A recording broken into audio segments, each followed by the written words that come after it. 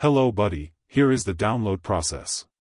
Open any browser of your choice and search for NodeJS. Click on the first link, nodejs.org. On the home page, click the green Get Node.js button. The website automatically detects your OS and architecture. Select macOS installer.package as your download option. Choose a destination folder for the download.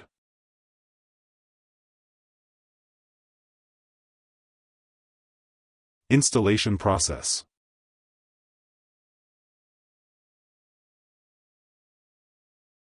Double-click the downloaded .package file.